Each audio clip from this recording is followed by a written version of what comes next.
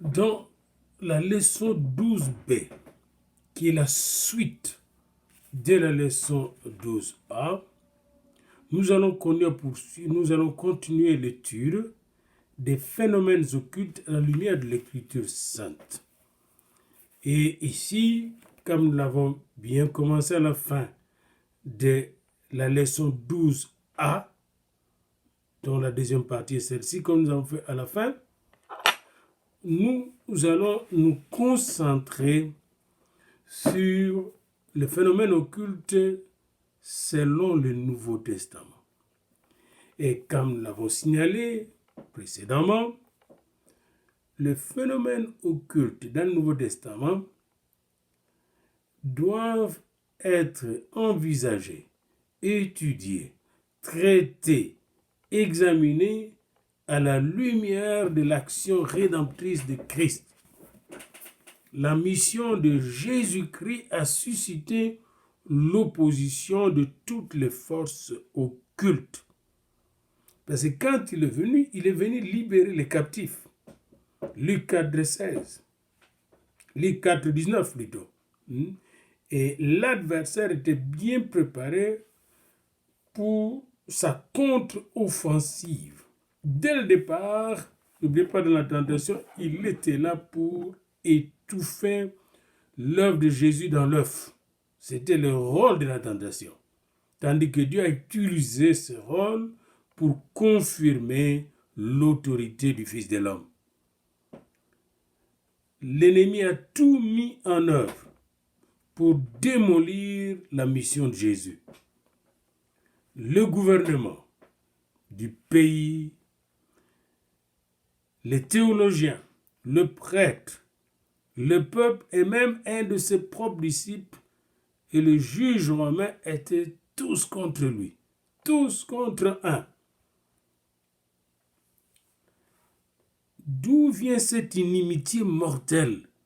Comment comprendre la haine mortelle, la méchanceté sans mesure des prêtres représentés de Dieu contre les fils de Dieu? Et il y a des paraboles de Jésus qui certifient clairement cette méchanceté. Et dans son discours, Jésus n'a pas hésité de dire à ces gens-là qu'ils avaient pour père le diable, qui est l'inventeur même de l'occultisme.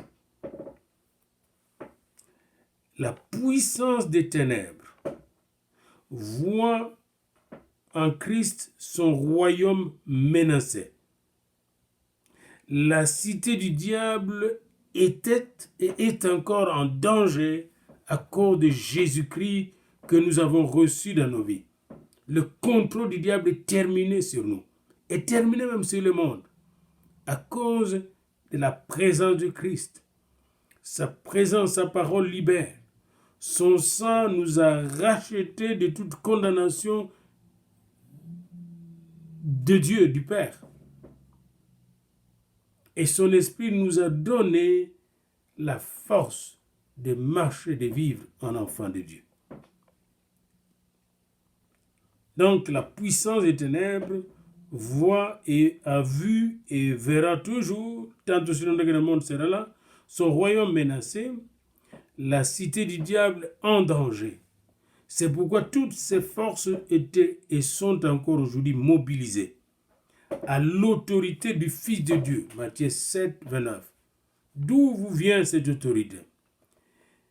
À cette autorité est opposée l'autorité et la puissance des ténèbres. Luc 22, 53. Et cet affrontement est déjà en principe réglé. Jésus a dit, si c'est par le doigt de Dieu que je chasse les démons, le royaume de Dieu est donc venu vers vous. Luc 11, 20. Par le doigt de Dieu, lui Jésus qui est les bras de Dieu, par le doigt de Dieu, il chasse les démons. Donc le royaume de Dieu est déjà venu vers nous. Luc 11, 20. Ces paroles de Jésus, ces paroles christologiques, situent clairement la position des démons. Autrement dit, c'est la christologie qui détermine la démonologie et non la démonologie qui détermine la christologie. En langage théologique. Vous voyez? Parce que c'est grâce à la christologie qu'on a la force de neutraliser les démons, de faire fuir Satan, de chasser les démons et d'établir le royaume de Dieu en renversant le royaume de Satan avec toute sa puissance et ses bases occultes et occultistes.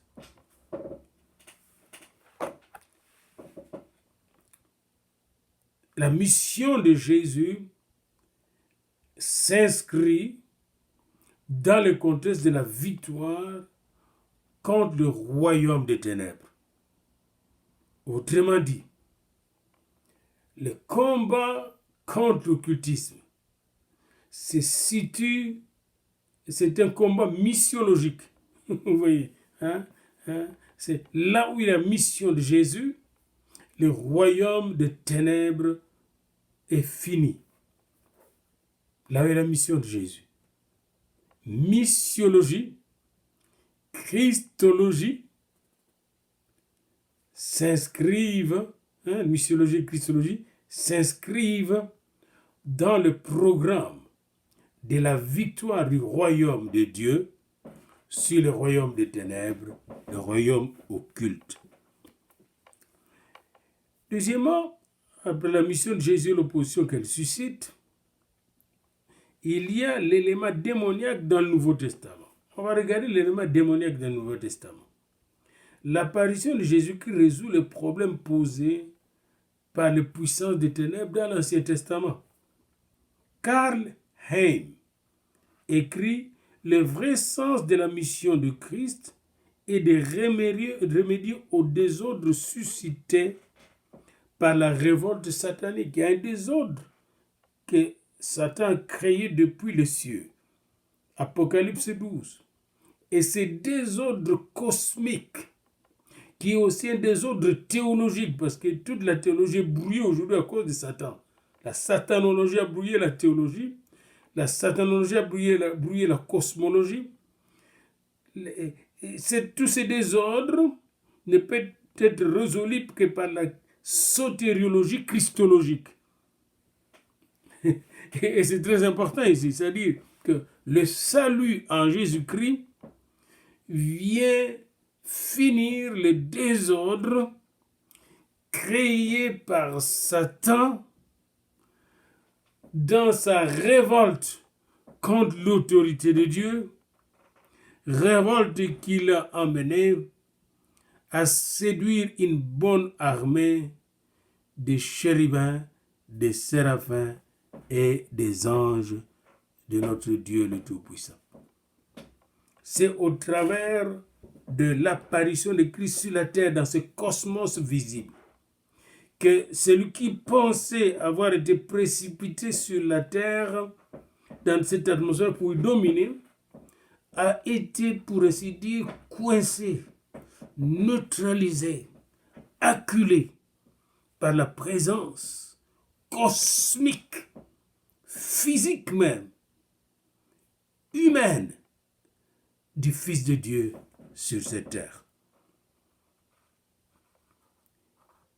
Christ est venu remédier au désordre suscité par la révolte satanique. C'est une révolte qui a eu un impact cosmique. Et sans cette rébellion, le Christ ne serait pas venu sur la terre. Il est venu pour régler le problème du diable, les grands occultes. Hem voit une confirmation de ce vues dans l'exposé de Paul dans 1 Corinthiens 15. Nous y lisons qu'il faut qu'il règne jusqu'à ce qu'il ait mis tous ses ennemis sous ses pieds.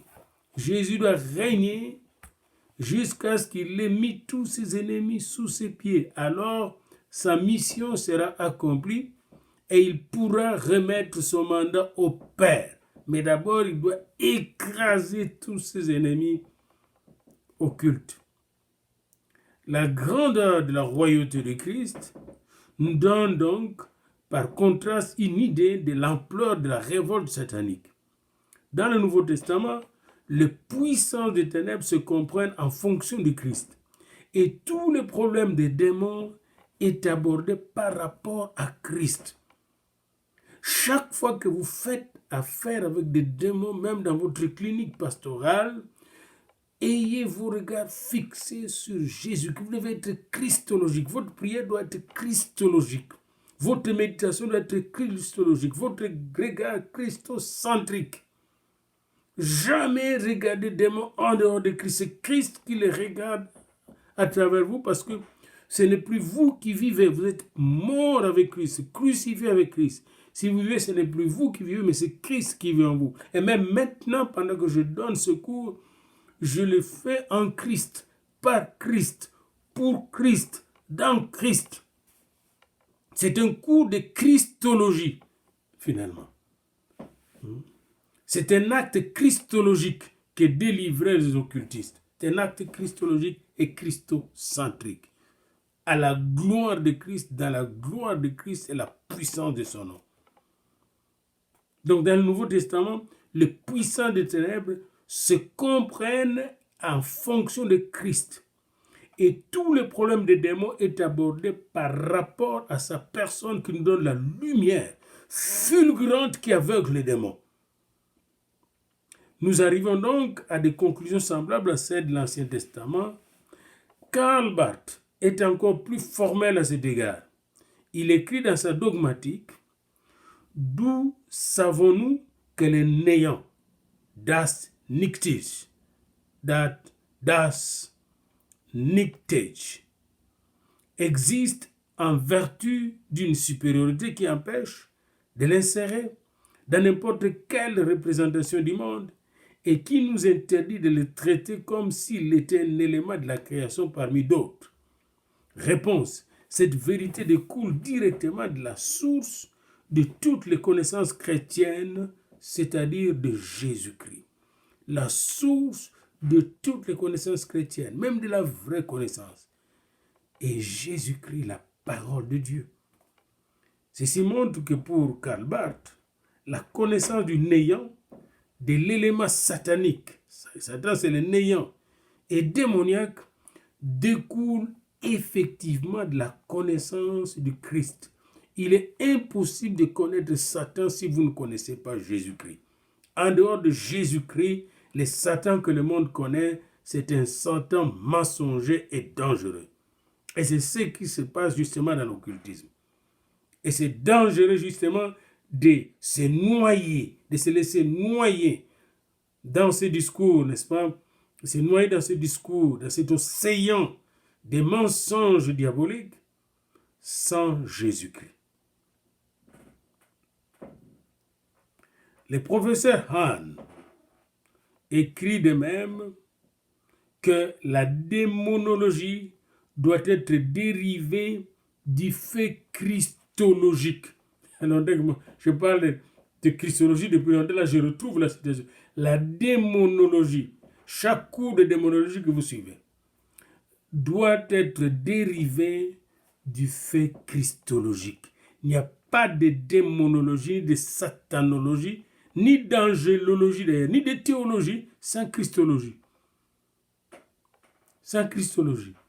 C'est l'une des raisons pour lesquelles le cours des religions comparées, tendant à créer une communauté interreligieuse dans le monde, ne sont que des distractions syncrétiques bien préparées, cuisinées par l'état-major de l'ennemi pour éloigner les enfants de Dieu du vrai centre de leur force et de leur victoire, à savoir Christ en nous, l'espérance de la gloire.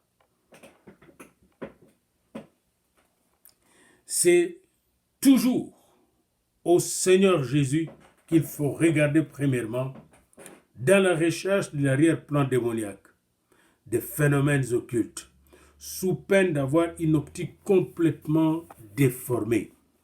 Et cet avertissement est nécessaire surtout dans le milieu où un biblicisme simpliste mène à une vénération naïve de diables et de démons. Comme nous l'avons dit plus haut à propos des sciences annexes, nous devons du point de vue théologique nous garder de toute théorie prématurée concernant ces derniers.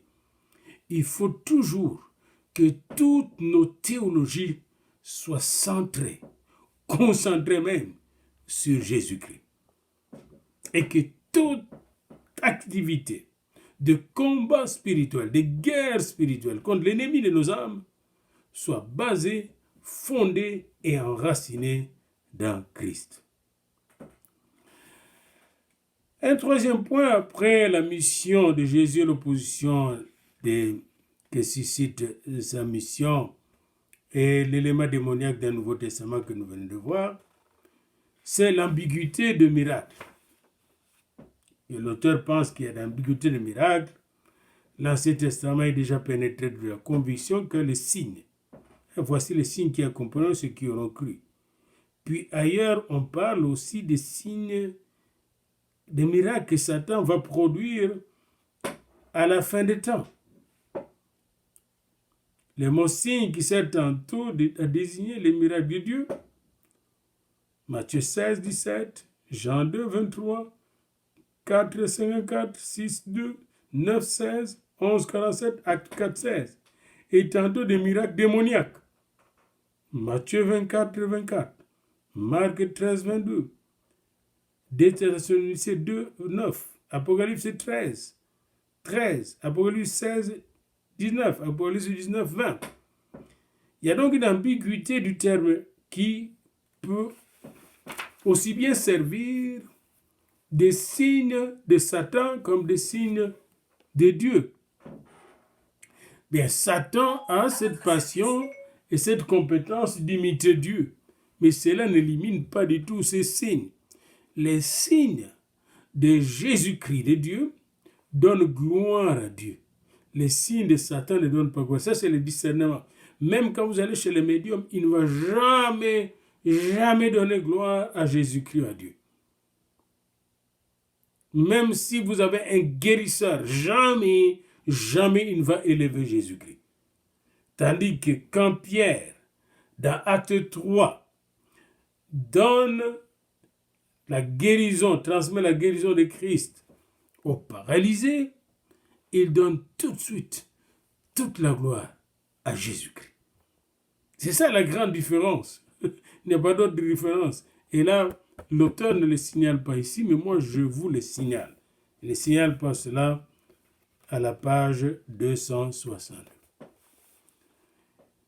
Résumons un peu avec cet auteur. Donnons un résumé synoptique des points acquis et leur utilisation dans notre étude. Quant au principe de notre enquête, un coup d'œil suivant semble sur l'ensemble des opinions présentées donne les résultats suivants. 1.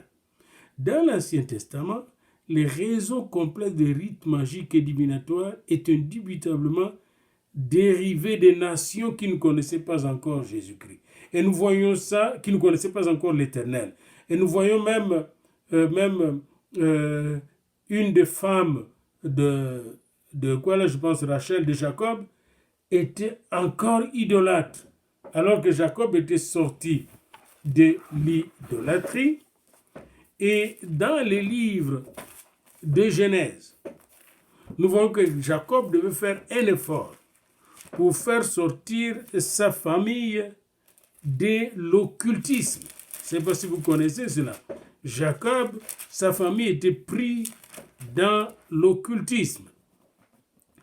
Et il fallait qu'il ait l'incident de Dina. Vous connaissez l'incident de Dina?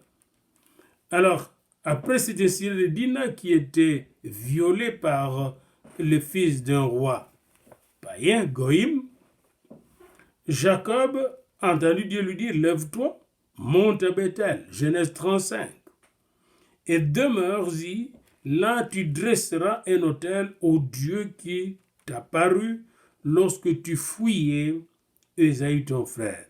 Et Jacob dit à sa maison et à tous ceux qui étaient avec lui, ôtez les dieux étrangers qui sont au milieu de vous, purifiez-vous et changez de vêtements. Donc, il ne faut pas penser que c'est dans le Nouveau Testament qu'on a enlevé toutes ces pratiques occultes. Déjà dans l'Ancien Testament, celui qui venait à Yahweh devait laisser tomber toutes les pratiques, n'est-ce pas, de dieux étrangers et changer de vêtements. Et nous nous lèverons et nous monterons à Bethel, et là je dresserai un autel au Dieu qui m'a exaucé dans le jour de ma détresse et qui a été avec moi pendant le voyage que j'ai fait. Alors, qu'est-ce qui se passe, verset 4? Ils donnèrent à Jacob tous les dieux étrangers qui étaient entre leurs mains et les anneaux qui étaient à leurs oreilles. Ils avaient même des anneaux occultes à leurs oreilles. Et Jacob les enfouit sous le térébinthe qui est près de Sichem. Ensuite, ils partirent. Ils s'étaient débarrassés de toute forme de choses occultes. C'est pourquoi on dit débarrassez-vous de ces choses occultes. Ce qu'on vous dit là, c'est important. C'est saint. S-A-I-N. Et c'est pour votre sanctification sans laquelle nul ne verra Dieu. Donc déjà dans l'Ancien Testament, les réseaux complexes magiques et divinatoires étaient indubitablement dérivés des nations. Et Abraham, en se séparant de sa propre nation, de ses terres, il se séparait aussi de ses dieux et de l'occultisme. C'est très important de le savoir. Selon l'optique des 3 premiers commandements, la lutte contre cette ingérence des nations est une conséquence de la relation avec Dieu. Dès qu'Israël a choisi de suivre Dieu, eh bien, il a choisi de rompre avec le faux Dieu, c'est-à-dire avec l'occultisme. Et si vous ne rompez pas avec l'occultisme, vous ne pouvez pas être du camp de Dieu. Selon le Nouveau Testament, donc déjà dans l'Ancien Testament, nous voyons déjà ça, où vous écoutez la voix du serpent, ou vous écoutez la voix de Dieu. Quand Dieu est là, le serpent détale. Vous voyez, quand Dieu est là, dans un cœur, le serpent détale. Et c'est très important de le savoir. Abraham a écouté la voix de Dieu, il a tout abandonné. Et là, Jacob, comme nous venons de le voir dans Genèse 35, a constaté que sa maison, où il y avait beaucoup de querelles et de problèmes, était une maison qui était hantée, pour ainsi dire. Parce que contrôlée par de faux dieux et des objets, des talismans, des objets fétiches. Il a dû se débarrasser de toutes ces choses pour aller à Bethel. Et plus tard, il va perdre presque toutes ses femmes avant d'aller en Égypte. Parce que n'oubliez pas que ces femmes avaient encore le petit Dieu du pays des Chaldéens. Selon le Nouveau Testament, la mission du Christ seule donne leur vraie signification aux phénomènes occultes. Jésus est le roi qui repousse l'assaut de Satan contre la souveraineté de Dieu. La lutte entre la cité de Dieu et la cité du diable se dévoile à travers l'existence de Jésus-Christ, jusqu'à la croix. C'est pourquoi quand il est à la croix, Paul va dire dans Colossiens, il a dépouillé les dominations et les autorités, il les a livrés en spectacle en les clouant à la croix.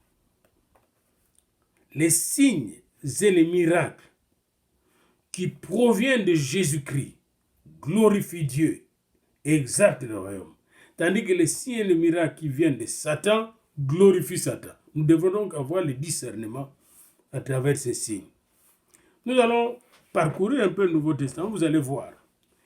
Quand il y a un message qui vient de Dieu, Luc 1, 26, nous avons ça aussi dans Matthieu 1, il y a un message qui vient de Dieu. Ces messages directement s'opposent au spiritisme. Hérode, qui voulait manipuler les mages, qui avaient reçu leur message de Dieu directement avec l'étoile mystérieuse de Dieu, du roi des rois. Hérode, qui était occultiste, directement s'est opposé à ces messages. Mais Dieu lui a joué des tours. Le message qui vient de Dieu s'oppose au spiritisme. Le message de la mort, au message de la mort. Les prophéties de l'Ancien et du Nouveau Testament s'opposent à la voyance, Luc 1, 76, et aux pronostics. Ce ne sont pas des pronostics statistiques ou quoi, ce ne sont pas des divinations. Les discernements des esprits, 1 Jean 4, 1, s'opposent aux facultés médiumniques. Les facultés médiumniques, les médiums qui vont chercher le passé, le présent et l'avenir des gens, eh bien on leur oppose les discernements des esprits pour voir si ces esprits sont de Dieu. Ça, c'est du point de vue des perceptions extrasensorielles. Dieu s'oppose à toutes les perceptions sensorielles par son message qui vient tout droit de lui. Les messages de Dieu sont des connaissances révélées qui se transforment en prophéties en nous, mais ces prophéties sont vraies parce qu'elles s'accomplissent. Les influences extrasensorielles de la magie, eh bien, s'opposent à la prière de la foi. C'est pourquoi nous voyons des gens qui sont chrétiens, mais qui vont aller dans des choses magiques. Première chose qu'ils subissent, c'est qu'ils cessent de prier. Ils sont étouffés dans leur vie de prière. La prière de la foi, Jean 5, 15. La foi qui déplace les montagnes. Mais quelles montagnes? Pas seulement les montagnes physiques, mais c'est des montagnes de l'occultisme. La foi qui déplace les montagnes de l'incrédulité. La guérison par la foi, Matthieu 16, 17, s'oppose à la conjuration. L'effusion du Saint-Esprit, acte 2, s'oppose à la psychokinésie. La consécration totale à Christ, Luc 5, 28, s'oppose au pacte de sang. Nous avons fait notre alliance de sang avec Jésus, nous n'avons plus besoin de faire de pacte de sang. La certitude de la protection divine, Matthieu 28, 20, s'oppose à la superstition dans la Bible. Donc voilà donc ce qui est des influences extrasensorielles. Pourquoi je n'ai pas besoin d'être sous influence extrasensorielle? Parce que j'ai la prière de la foi, j'ai la guérison de la foi, j'ai l'effusion du Saint-Esprit, j'ai la consécration à Christ et la certitude que Dieu veille sur moi, me protège. Matthieu 28, verset 20. Je suis avec vous jusqu'à la fin. Avons-nous besoin des apparitions extrasensorielles? Non. Parce que dès l'Ancien Testament, Dieu apparaissait lui-même à Adam, à Ève. Dieu a parlé lui-même à Noé. Les anges de Dieu ont visité régulièrement Abraham. Donc, je n'ai pas besoin d'apparition extrasensorielle parce que moi, j'ai les visites de Dieu. Jésus-Christ, ce n'est pas pour rien qu'après sa mort et sa résurrection, il est resté 40 jours encore dans notre atmosphère visitant ses disciples. Pas besoin d'apparition extrasensorielle, de matérialisation des choses du monde invisible. C'est Jésus lui-même qui est revenu et qui a mangé avec les autres. Pas un fantôme. Il dit, je ne suis pas un fantôme. Les anges ont mangé avec des hommes et peuvent encore manger aujourd'hui avec des hommes. Donc, pas besoin de les invoquer pour venir ici. C'est Dieu qui rend ces expériences possibles. Donc déjà dans le Nouveau Testament, on voit depuis Matthieu au début, l'ange qui vient en songe à Joseph. Joseph n'a pas besoin d'apparition extrasensorielle. Dieu a réglé le problème de Joseph avec Marie par l'ange. L'ange est venu lui-même apparaître dans Luc 1, à Zacharie, à Marie. On voit l'ange. L'ange était avec Jésus après la tentation pour le nourrir. L'ange était avec Jésus, même pendant qu'il priait. L'ange de l'Éternel campe autour de ceux qui le craignent et les arrête Donc voilà pourquoi nous avons besoin de perceptions extrasensorielles, parce que nous avons une perception beaucoup plus élevée. Et c'est l'une des raisons pour lesquelles vous, quand vous êtes là en train de faire la cure d'âme, n'oubliez pas, il y a une armée d'anges qui vous entoure. Vous devez être convaincu de votre angélologie, la science des anges. Avec Christ viennent les anges, les chérubins, les séraphins. J'aimerais avoir tout un cours des êtres spirituels qui va parler de Dieu, Jésus-Christ, le Saint-Esprit, puis la chérubénologie, le cours de chérubin, chérubénologie, je l'appelle, la séraphinologie, puis l'archéangélologie et l'angélologie. Et d'autres créatures comme les saints parvenus à la perfection. Alors, lorsque vous priez, je vous démontrer quelque chose et qui montre que vous n'avez pas besoin d'apparition. Venez avec moi dans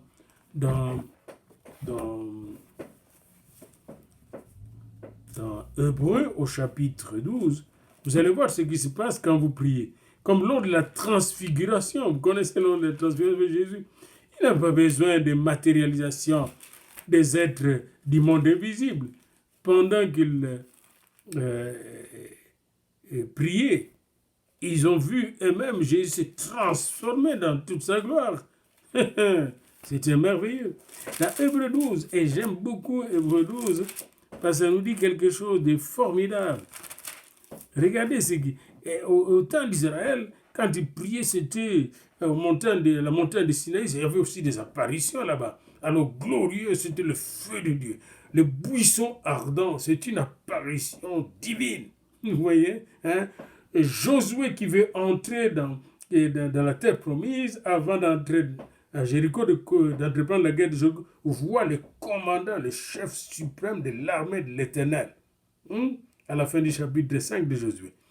Il est là avec son épée nue. Pas besoin de perception extrasensorielle, d'influence extrasensorielle ou des apparitions extrasensorielles. Il a une vision. Voilà, la vision s'oppose à ces petites. La vision plus grande, plus glorieuse. Et vous aussi, pendant que vous faites ce travail, il faut rester connecté parce que vous pouvez avoir une vision de Dieu pendant que vous faites le travail. Il faut être aussi scientifique dans ces domaines-là. Commencez à expérimenter la vision de Dieu. Et je bénis le Seigneur qui me donne cette opportunité d'éclater un peu dans la science de l'esprit. Ok? Parce que là où est l'esprit de Dieu, là est la liberté, là est la révélation, là est la vision de Dieu. Nous avons une vision céleste des choses. Dans Hébreux 12, il est dit quelque chose de très important. Vous ne vous êtes pas approchés, verset 18, vous ne vous êtes pas approchés d'une montagne qu'on pouvait toucher et qui était embrasée par le feu, ni de la nuée, ni des ténèbres, ni de la tempête, ni des retentissements de trompettes, ni du bruit de paroles, tels que ceux qui l'entendirent demandèrent qu'il ne leur en soit pas adressé un de plus. Car ils ne supportaient pas par cette déclaration, même si une bête touche la montagne, elle sera lapide. Là, c'était la manifestation de Dieu. Ce n'est pas la petite manifestation des fantômes, etc., ou des esprits, là. La manifestation de Dieu qui entraîne la crainte de Dieu. Ce spectacle était tellement, tellement terrible que Moïse a dit, je suis épouvanté et tout tremblant. Mais nous, quand nous prions, regardez le verset 22, Hébreux 12. Mais vous, vous êtes approchés de la montagne de Sion, Sion céleste, de la cité du Dieu vivant, de la Jérusalem céleste, des myriades qui forment le cœur des anges. Même pendant que nous suivons ce cours, il y a des myriades d'anges qui nous entourent. Donc nous n'avons pas à craindre que les démons vont nous faire quoi que ce soit. Ils sont surveillés. Chaque démon est surveillé au nom de Jésus par un ange puissant. Nous sommes unis dans ce cours avec des myriades d'anges qui forment le cœur de Dieu. Nous sommes, quand nous approchons de Dieu, comme pendant ce cours, qui est un cours pour la gloire de Dieu, nous nous approchons de l'assemblée, nous sommes avec l'assemblée des premiers-nés inscrits dans les cieux, du juge qui est le Dieu de tous, des esprits de justes parvenus à la perfection, de Jésus qui est le médiateur de la nouvelle alliance et du sang de l'aspersion qui parle mieux que le sang d'Abel.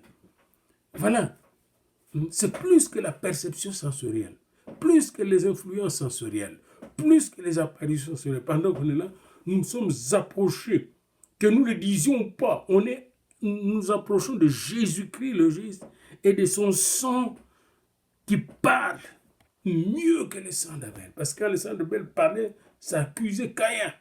Et tous les assassins du monde sont accusés par ce sang. Mais le sang de Jésus libère même les assassins et les meurtriers. Vous voyez? Alors, notre spiritualité supérieure, pour ainsi dire, je m'excuse en toute humilité, d'élever la spiritualité en Christ.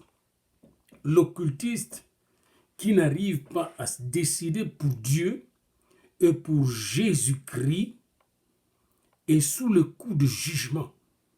Il est livré aux forces négatives, au chaos, et devient l'esclave de puissance des ténèbres. C'est le cas, vous avez dans les actes, n'est-ce pas, acte 8. Regardez bien acte 8. Comment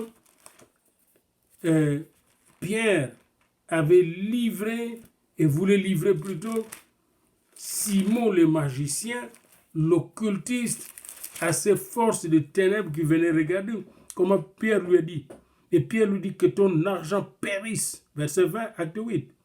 Avec toi, puisque tu as cru que le don de Dieu s'acquérait à prix d'argent.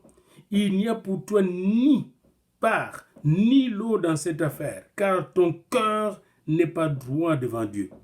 Répands-toi donc de ta méchanceté et prie le Seigneur pour que la pensée de ton cœur te soit pardonnée s'il est possible. Car je vois que tu es dans un fiel amer et dans les liens de l'iniquité. Et Simon, le magicien, répondit, priez vous-même le Seigneur pour moi, afin qu'il ne m'arrive rien de ce que vous avez dit. Et je pense que Pierre a prié pour lui. Et c'est très important. Il y a encore un autre exemple de l'Église et de Paul. Dans Acte 13, Paul essayait d'évangéliser un certain noble lors de sa première mission. C'est Acte 13, nous pouvons le lire à partir du verset 14, lisons-les, c'est toujours bien de lire, et ce sont des livres, de récits qui nous donnent la scientificité de notre victoire spirituelle. Barnabas et Saul, envoyés par le Saint-Esprit, soulignent envoyés par le Saint-Esprit. Quand vous faites la cure d'âme, la thérapie pastorale, vous êtes envoyés par le Saint-Esprit, commissionnés par le Saint-Esprit, mandatés par le Saint-Esprit. Et le travail que vous faites, n'est-ce pas, est téléguidé par le Saint-Esprit. Et vous devez être en interaction permanente avec le Saint-Esprit. Pas un pas sans le Saint-Esprit en cure d'âme. Alors, Barnabas et Saul, envoyés par le Saint-Esprit, descendirent à celui-ci, et de là ils s'embarquèrent pour l'île de Chypre. Arrivés à Salamine, ils annoncèrent la parole de Dieu. Dans la synagogue de Juifs, ils avaient Jean pour aide. Ayant ensuite traversé toute l'île jusqu'à Paphos, ils trouvèrent un certain magicien occulte, faux prophète juif,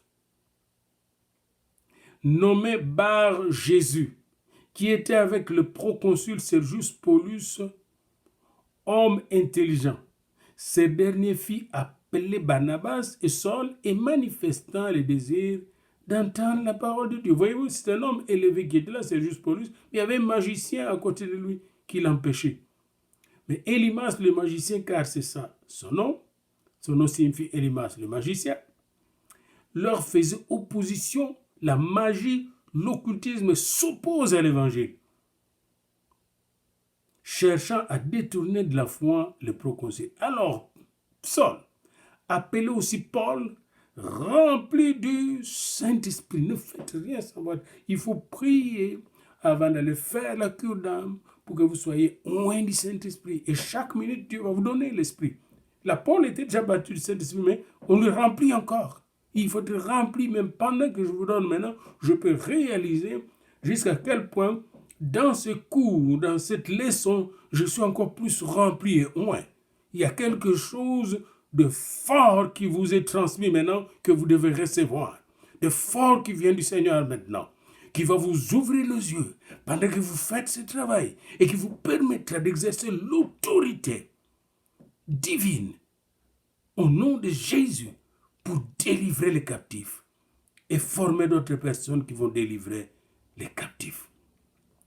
Paul, rempli du Saint-Esprit, fixa les regards sur lui et dit, homme plein de toute espèce de ruse et de fraude, fils du diable, ennemi de toute justice, ne cesseras-tu point de pervertir les voies droites du Seigneur. Maintenant voici, la main du Seigneur est sur toi, tu seras aveugle, et pour un temps, tu ne verras pas le soleil. Aussitôt l'obscurité et les ténèbres tombèrent sur lui, et il cherchait en tâtonnant des personnes pour le guider.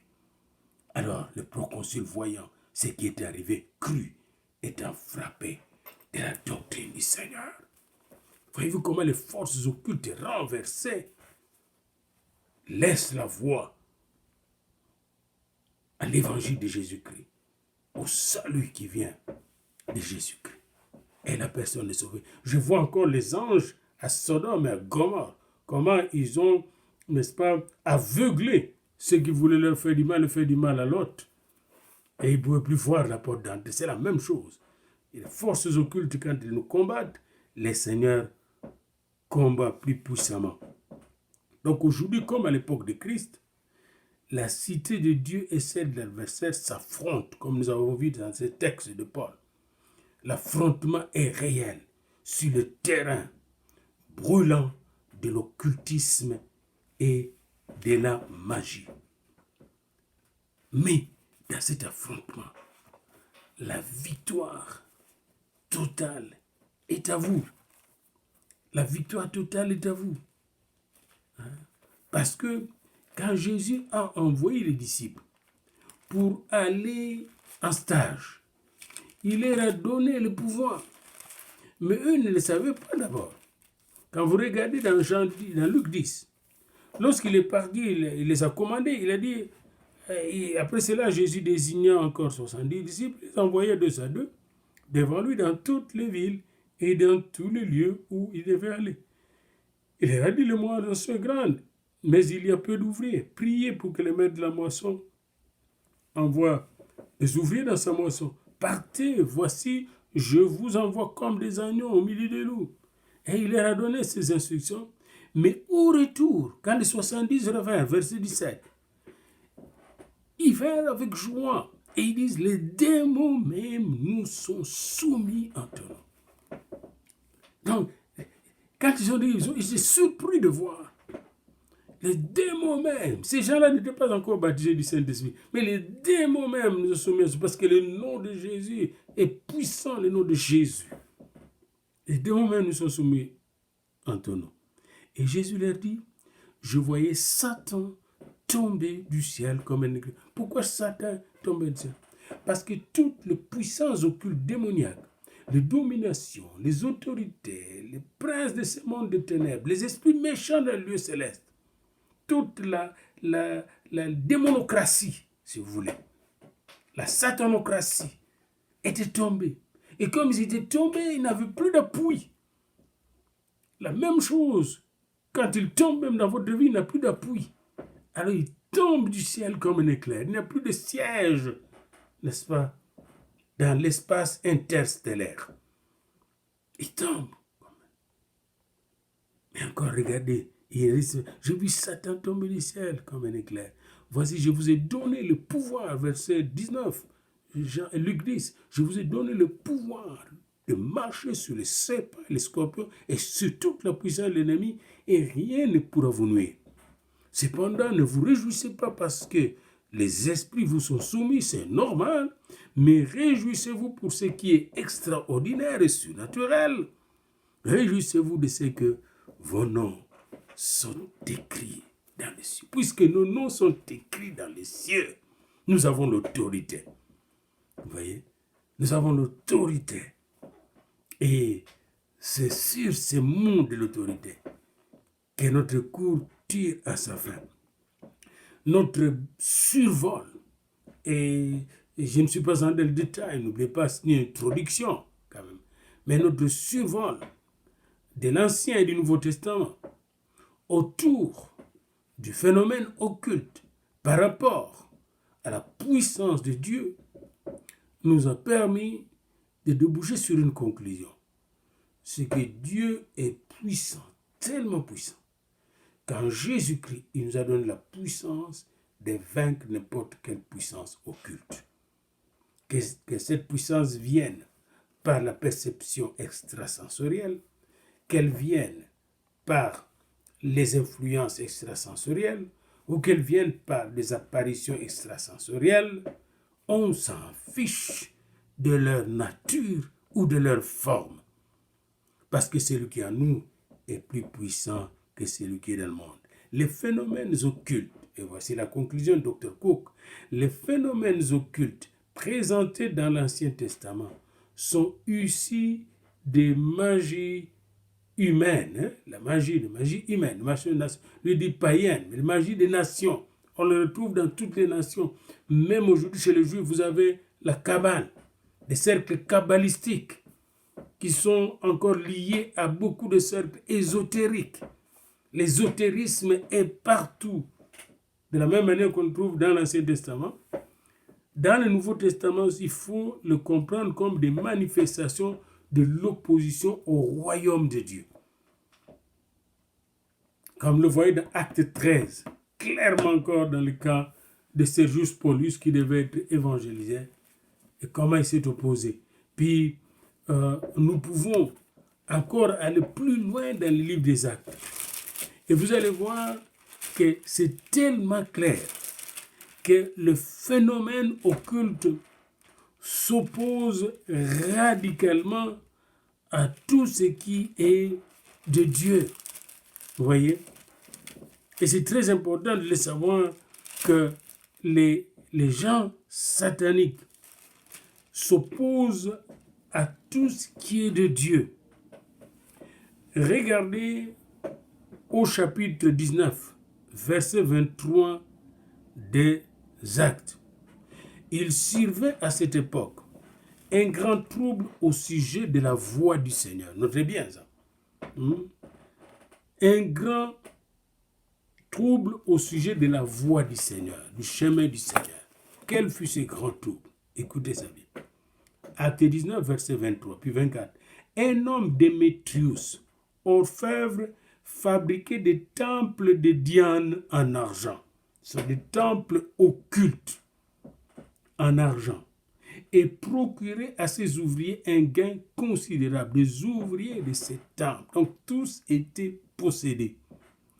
Et il les rassembla avec ceux du même métier, dit: ô homme, vous savez que notre bien-être dépend de cette industrie occulte. C'est moi qui dis occulte. Et vous voyez et entendez que non seulement à Éphèse, mais dans presque toute l'Asie, c'est Paul a persuadé et détourné une foule de gens en disant que les dieux faits de main d'homme ne sont pas des dieux.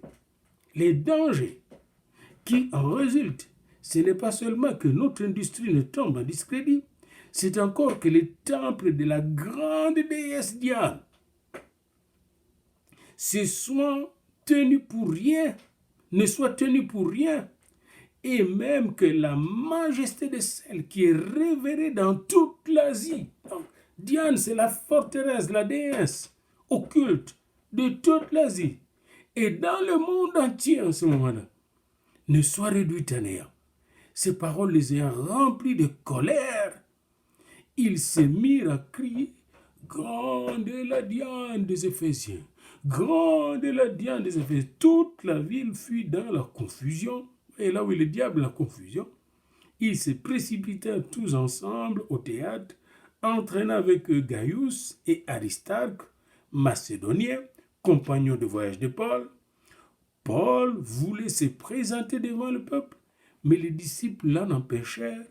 Quelques-uns même des Asiarques, qui étaient ses amis, envoyèrent quelqu'un vers lui pour l'engager à ne pas se rendre au théâtre. Sinon, on va le tuer. Les uns criaient d'une manière, les autres criaient d'une autre, car les désordres régnaient dans l'assemblée et la plupart ne savaient pas pourquoi ils s'étaient réunis. La foule était entraînée comme ça, aveuglée comme ça. C'est ça, dans l'occultisme, on aveugle les gens et les gens font n'importe quoi. Alors on fit sortir de la foule Alexandre, que les Juifs poussaient en avant, et Alexandre, faisant signe de la main, voulait parler au peuple. Mais quand ils reconnurent qu'il était juif, tous d'une seule voix crièrent pendant près de 2 heures. Grande est la Diane des Éphèses. Pendant près de 2 heures. Voilà comment dans l'église, les gens sont très capables de louer pendant près de 2 heures le Seigneur. C'est pendant près de 2 heures. Diane est la grande Diane des Éphésiens. Cependant, le secrétaire ayant apaisé la foule, dit homme éphésien, quel est celui qui ignore que la ville d'Éphèse est la gardienne du temple de la grande Diane et de son simulacre tombé du ciel. Donc cette ville était possédée. Cette ville était plongée dans l'occultisme, enracinée dans l'occultisme, dominée par les forces occultes, hantée par les forces diaboliques. Et cela étant incontestable, vous devez vous calmer et ne rien faire avec la prison. Le secrétaire ici atteste une chose très importante. La ville ici est dominée par Diane et son simulacre tombé du ciel. Car vous avez emmené ces hommes qui ne sont coupables ni de sacrilège ni de blasphème envers notre déesse. Notre déesse. L'État, les représentants de notre déesse. Donc, même l'État était dans l'occultisme. Si donc Démétrius et ses ouvriers ont à se plaindre de quelqu'un, il y a des jours d'audience et des proconsuls, ils s'appellent en justice les uns les autres. Et si vous avez envie d'autres objets, ils se régleront dans une assemblée légale. Nous risquons en effet d'être accusés de sédition pour ce qui s'est passé aujourd'hui, puisqu'il n'existe aucun motif qui nous permet de justifier ce détournement. Après sa parole, il congédia l'assemblée. Et Paul partit de là dans la suite. Voyez-vous, des villes entières comme Éphèse étaient dominées, pas seulement des individus. Donc l'occultisme dans le monde est très très en vogue depuis la nuit des temps. Même Nimrod était plongé, l'Égypte était plongée, Babylone était plongée, la Perse était plongée, la Grèce du temps de Socrate. Même Socrate, vous avez une des raisons, on l'a tué parce qu'il n'acceptait pas le dieu de la cité. C'est des occultistes qui l'ont tué. Jésus, c'était des occultistes réunis ensemble. Tous, les prêtres juifs et les romains, avaient une religion commune, l'occultisme. L'occultisme, c'est le monde des ténèbres de Satan. C'est le dernier rempart de Satan qui sera manifeste avec l'Antichrist au temps de la fin. D'où l'importance pour vous, en tant que pasteur, d'avoir une connaissance exacte de la nature de l'occultisme. Là où vous avez des médiums, là où vous avez des cartomanciens, là où vous avez des chiromanciens, là où vous voyez l'horoscope dans le journal, vous devez vous mettre à prier, monter un petit groupe d'intercession, d'abord pas un grand groupe parce que vous risquez d'avoir des espions. Un groupe d'abord de 3 comme Jésus avait. Dans ce groupe, il ne mettait pas Judas dans le groupe de 3. D'intercession pour prendre autorité du territoire dans lequel le Seigneur vous a posté.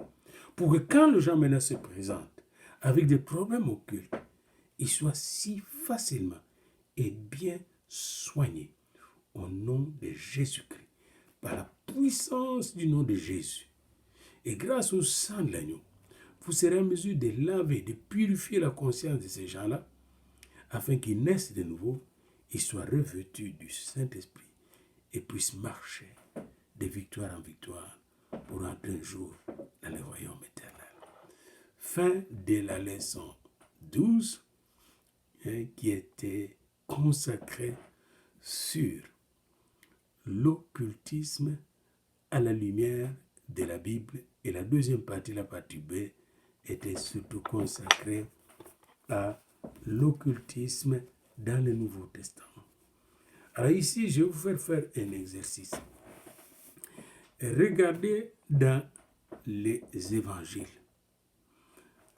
les cas des gens qui étaient pris par l'occultisme. Comment Jésus les a libérés. Donnez au moins 3 cas de gens qui étaient sous une influence extrasensorielle.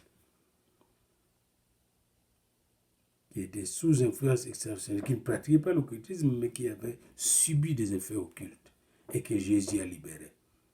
3 cas dans les évangiles. Deuxième question, maintenant. Allez dans les livres des Actes, dans Acte 8, puis identifiez quelle nature d'occultisme pratiquait Simon le magicien. C'est quelle nature d'occultisme? Puis dans Acte 13, quelle nature d'occultisme pratiquait Élymas? Quelle nature d'occultisme?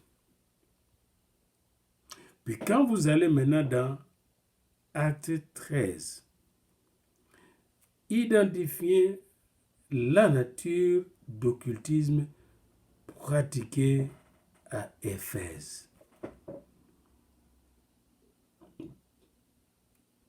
Et à la fin,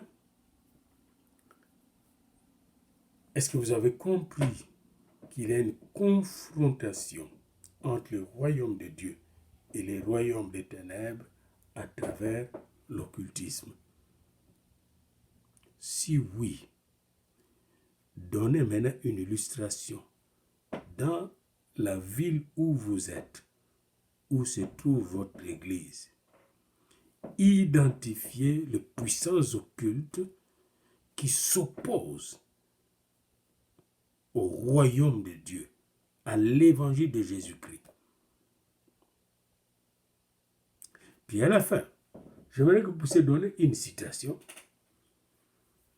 que Jésus a donnée, une citation de Jésus plutôt, une citation de Jésus concernant l'Église face à l'occultisme. Qu'est-ce que Jésus a dit face aux forces occultes? Donnez la garantie que Jésus a donnée à l'Église face aux forces occultes. Citez ces versets bibliques et envoyez-moi vos réponses. Que Dieu vous bénisse. C'est la fin de notre leçon 12. Il nous reste peut-être encore 2 autres leçons. La leçon 13 et 14. Et nous allons finir notre cours de thérapie pastorale et occultisme, fondé en grande partie, basé en grande partie sur ces livres d'occultisme et cure d'âme du révérend docteur